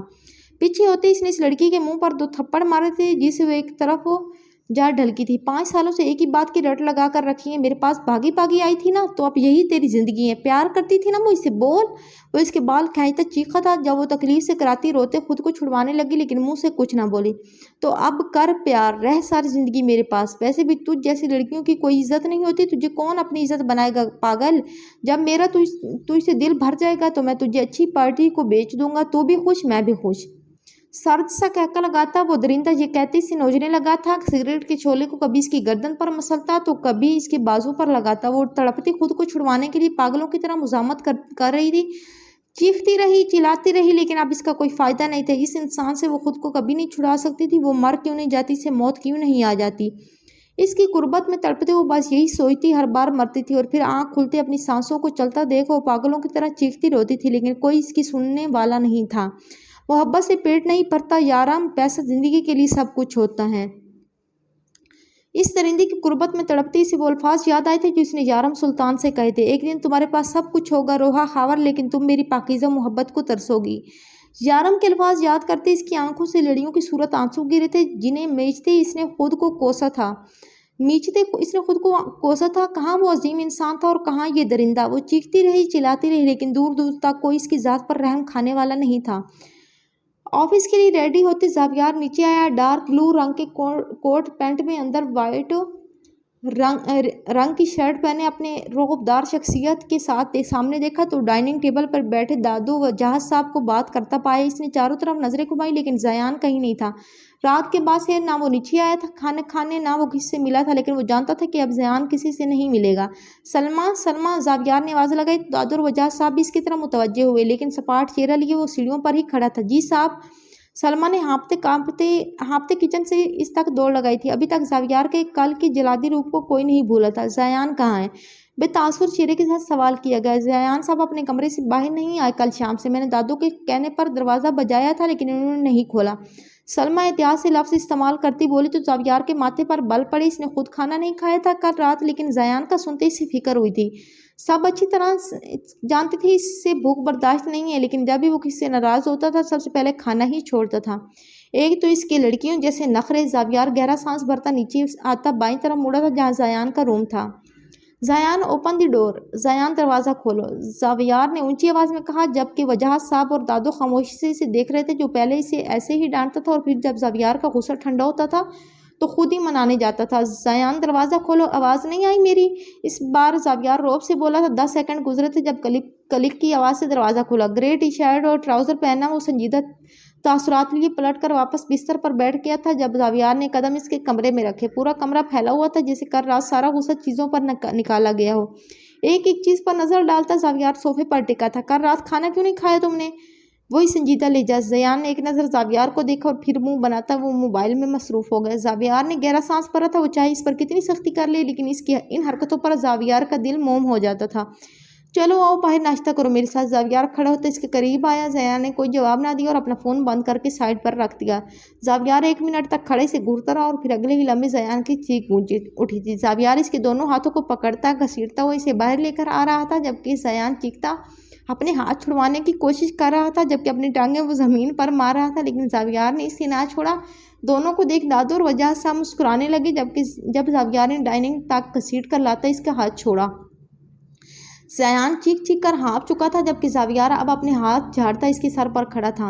عزت راس نہیں ہے اصل میں اس گدھے کو، وجاہت صاحب نے زیان کو دیکھتے کہا جس کا چہرہ غصے سے سرخ ہو گیا تھا۔ اب اٹھو اور ناشتہ کرو ورنہ اگلے 2 دن تک تمہارا کھانا بند کر دوں گا، نہ باہر جانے دوں گا۔ زاویار نے اپنا کوٹ ٹھیک کرتے اسے آرڈر دیا تھا جبکہ اس کی ستم ظریفے پر ریان آنکھیں پھاڑتے اسے دیکھے گیا۔ دادو دیکھیں، آپ دیکھیں، یہ ایسا کرتے ہیں میرے ساتھ، مجھ سے اس گھر میں کوئی پیار نہیں کرتا، میں کسی کو اچھا نہیں لگتا، ایک کھانا آپ ہی کوئی پتہ نہیں میں کیسے پسند آ گیا، ورنہ آپ سب برے ہیں، کاش وہ میری سگی بہن ہوتی۔ زیان زور زور سے بڑبڑاتا دادو کے برابر کرسی پر بیٹھا ماتھے پر ڈالے شکایتی انداز میں بولا تھا کہ دادو کو اس پر بے ساختہ پیار آیا اور اسے سینے سے لگایا۔ نہیں میرے بچہ، تیری دادو بھی تو اس سے بہت پیار کرتی ہیں، دادو نے کہا جبکہ زاویار کے کان پھر اس نام پر کھڑے ہوئے تھے۔ کل رات بھی اس نے زیان کے منہ سے یہ نام سنا تھا اور ابھی پھر۔ یہ ہانم کون ہے؟ زاویار نے اس کی نوٹنکی اگنور کرتے پوچھا لیکن زیان نے اسے منہ بناتے جوس کا گلاس اٹھاتے منہ سے لگایا تھا۔ بیٹا ہانم وہی بچی ہے جس نے کل مجھے ایکسیڈنٹ سے بچایا تھا، بہت اچھی بچی ہیں، اگر کل وہ نہ ہوتی تو یہ پتہ نہیں کیا ہوتا۔ میں اسے کل گھر لے کر آئی تھی اور پھر ساتھ چائے پی تھی، ہم تیرا انتظار کر رہے تھے لیکن اسے فون آ گیا تھا ضروری اور وہ چلی گئی، ورنہ تو اسے مل کر جاتی۔ دادو نے پوری بات اس کے گوش گزار کی تھی۔ جو بھی تھا دادو، لیکن آپ پلیز اپنا خیال رکھیں گی اور آئندہ گارڈز اور ڈرائیور کے ساتھ جائیں گی۔ زاویار نے ماتھے پر بل ڈال کے کہا۔ وہ اس لڑکی کا شکریہ ادا کرنا چاہتا تھا لیکن اس کی دادو نے بھی بہت لاپرواہی کی تھی۔ ہاں ماں، آپ نے بہت لاپرواہی کی ہے، ٹھیک کہہ رہے ہیں زاویار، ہم شکر گزار ہیں اس بچی کے، اگر وہ نہ ہوتی تو آپ تو لاپرواہی کے سارے ریکارڈ توڑتی۔ بیٹا میں آئندہ خیال رکھوں گی، لیکن ہانم کا مجھ پر بڑا احسان ہے، وہ بچی اس کے ماں باپ نہیں ہے، پڑھی لکھی ہے لیکن کوئی جاب نہیں دے رہا ہے اس سے، میں نے سوچا تو اسے بات کروں اس کے لیے، پلیز بیٹا اسے کوئی جاب دلوا دینا۔ دادو نے زاویار سے التجا کی تھی۔ دادو کیسی بات کر رہی ہیں آپ، حکم کیا کریں، اس طرح نہیں کہا کریں، اور دوسری بات آپ اسے میرا کارڈ دے دیں گے اور اسے کہیے گا اپنے سی وی لے کر آفس آ جائے، میں دیکھ لوں گا باقی سب۔ زاویار کا کہنا تھا کہ دادو اور زیان کے چہروں پر خوشی کی چمک آئی اور دونوں نے اس بات میں سر ہلایا۔ دادو میرے پاس ہانم آپی کے نمبر ہے، میں انہیں ابھی کال کر کے بتا دیتا ہوں۔ زیان نے منہ میں نوالا بھرتے بولا تو زاویار نے اس کے کندھے پر ٹھوکا مارا۔ منہ بند کر کے پہلے کھانا کھاؤ بعد میں کال کرنا، زاویار نے کہا اور جوس پیتے وہ اپنا منہ نیپکن سے صاف کرتا اٹھ کھڑا ہوا تھا۔ میں چلتا ہوں دادو، اللہ حافظ۔ وہ ہلکی سی مسکان کے ساتھ دادو سے ملتا آفس کے لیے روانہ ہو گیا تھا۔ یا اللہ، آج میں پھر خوار نہیں ہونا چاہتی، اب تو میرے پاس ساری جمع پونجی بھی ختم ہونے لگی ہے، پلیز میری مدد کر دے۔ آج اگر کسی نے مجھ سے ایکسپیرینس کی بات کی نا تو ممی قسم سر پھوڑ دوں گی اس کا۔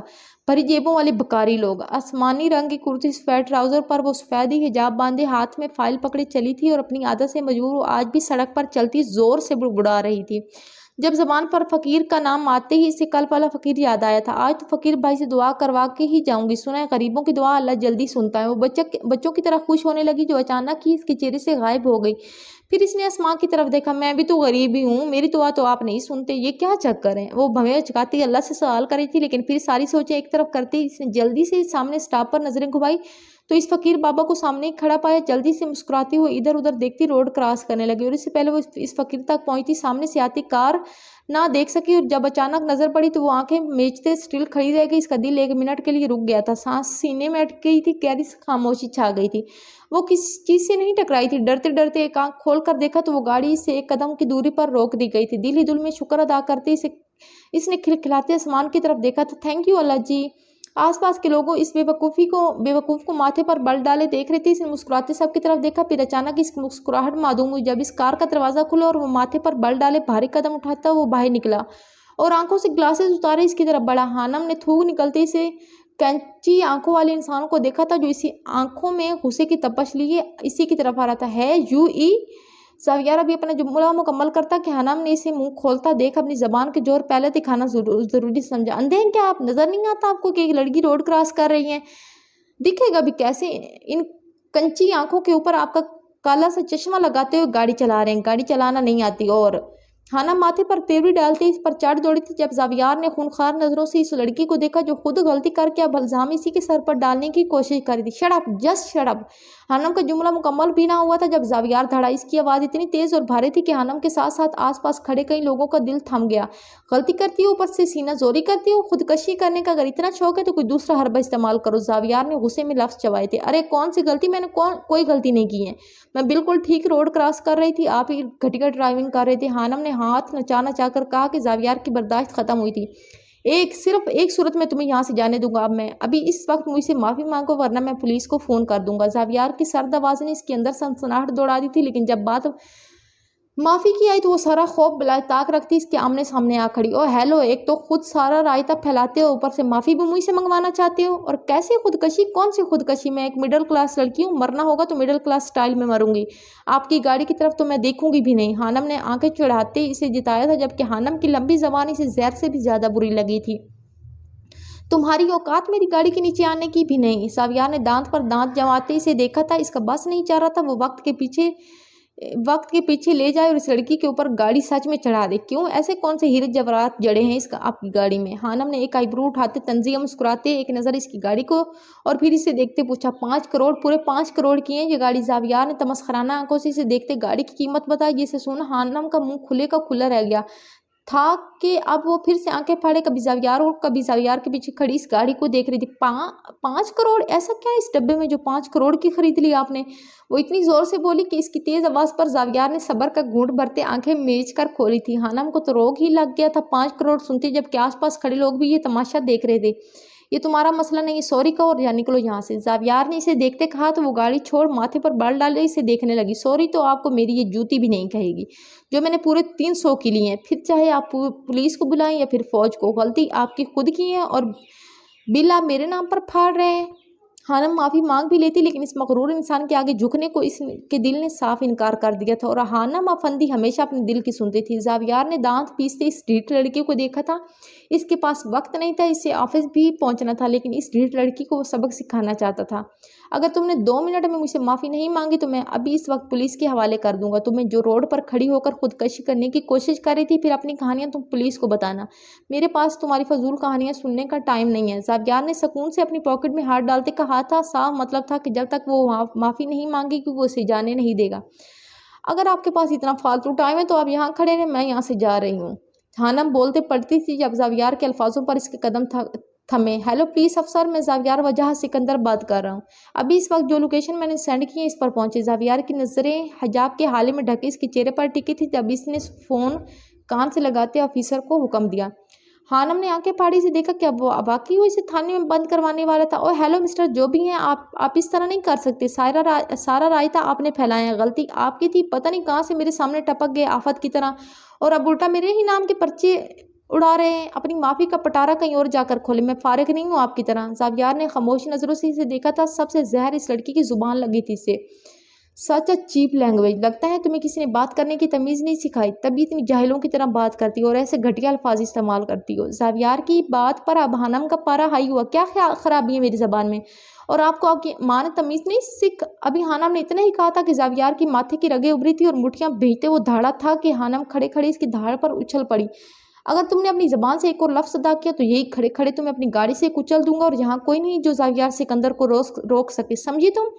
जावियार की आवाज़ और इसके अल्फाज सुनते हानम सकते में आ गई थी। कितना मगरूर इंसान था वो। अचानक इसकी आंखों में आंसू जमा हो गए थे जिन्हें वो कम से कम इस शख्स के सामने बहाने नहीं वाली थी, इसलिए हलक में अंडीलने लगी। आप मुझसे इस तरह बात नहीं कर सकते। हानम ने कमज़ोर सी आवाज़ में एहतजाज किया और आंसुओं का गोला हलक से नीचे उतारा। जावियार की नज़र पीछे से आती पुलिस की जीप पर पड़ी। तुम्हें अभी पता चल जाएगा कि मैं और क्या क्या कर सकता हूँ। जावियार ने तंजिया मुस्कुराती से देखा। जब हानम को इसकी मुस्कुराहट से किसी अनहोनी का एहसास हुआ वो पलटी तो पीछे से 2 पुलिस ऑफिसर और 2 कांस्टेबल लेडी आई। जी मिस्टर जावियार, क्या मदद कर सकते हैं हम आपकी? एक पुलिस ऑफिसर एहतराम से इसे सलाम करता इसे पूछने लगा। ये लड़की यहाँ बीच रोड पर खड़ी खुदकशी करने की कोशिश कर रही थी और मेरी गाड़ी के सामने आंखें बंद करके खड़ी थी। अगर इसे कुछ हो जाता तो इल्ज़ाम मुझ पर आता, जो मैं कतई बर्दाश्त नहीं कर सकते, इसलिए आप इसे फ़ौरन हिरासत में ले लें। जावियार सिकंदर हानम अफंदी की आंखों में आंखें डालकर पुलिस ऑफिसर से मुखातिब हुआ था कि हानम हैरानी से इस इंसान को देखने लगी जो बिलावजह इसे अड़ी दिखा रहा था। ये झूठ बोल रहे हैं ऑफिसर, मैं तो रोड क्रॉस कर रही थी, पता नहीं ये कहाँ से जिन की तरह मेरे सामने आ टपके। मेरे इसमें कोई कसूर नहीं है। हानम फौरन अपनी सफाई में बोली थी। ए लड़की, मिस्टर सिकंदर के बारे में ये क्या क्या बकवास कर रही हो तुम? वो एक मगरूर इंसान है, ज़रूर तुमने ही कुछ किया है।